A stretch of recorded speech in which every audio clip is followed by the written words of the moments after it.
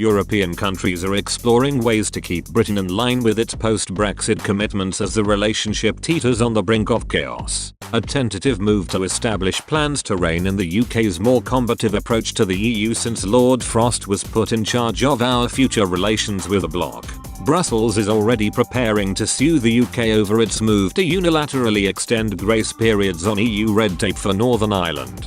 But EU officials and diplomats have suggested they could also adopt tougher stances on granting the City of London easier access to the bloc's financial services markets and the Lugano Convention, an international law pact. We had hoped to maintain a trustful partnership, a senior EU diplomat told the FT. Now it looks like it is going to be a tough and rough relationship for the foreseeable future. Insiders have hinted they don't expect Britain to drop its belligerent approach to the EU as long as Boris Johnson remains in charge of government. Since the Trade and Cooperation Agreement entered into force in January, both sides have become embroiled in a number of cross-channel rifts. Rows have broken out over Downing Street's refusal to grant EU envoys in London full diplomatic status, alleged discrimination between EU countries on fees for UK work visa and the post-Brexit arrangements for Northern Ireland.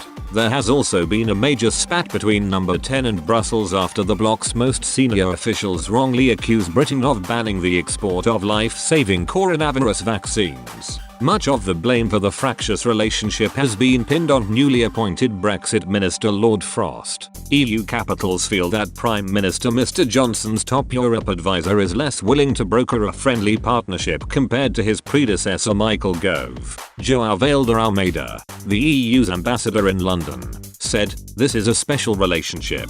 We need to make an effort to change the mindset and give up on trying to score points on disputes in the past," the senior diplomat added.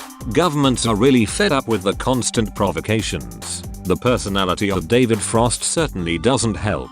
If this continues, there will be a response. Brussels has held off granting City of London bankers so-called equivalents to allow them easier access to clients across the bloc's markets. Restricting Britain as an international finance hub is seen as one potential lever for convincing Lord Frost and Mr Johnson to back down from their hardline approach to the EU.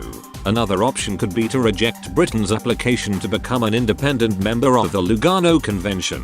The cross-border legal treaty helps determine what countries' courts have jurisdiction over civil and commercial disputes. The accord is signed by the European Union, Iceland, Switzerland, Norway and Denmark, and also allows for judgments to be enforced abroad. Brussels insiders feel they need to keep these options open to use as leverage in future disputes because suing Britain at the European Court of Justice is a too lengthy process. An EU diplomat said, "If the UK is not willing to make this relationship work and is seeking to stretch the fabric as much as possible, we might need to resort to other options." Hope is fading that the relationship is going to be very successful in short to medium term. The question is, how do we prepare ourselves for that? The insiders stress that no formal proposals are currently on the table.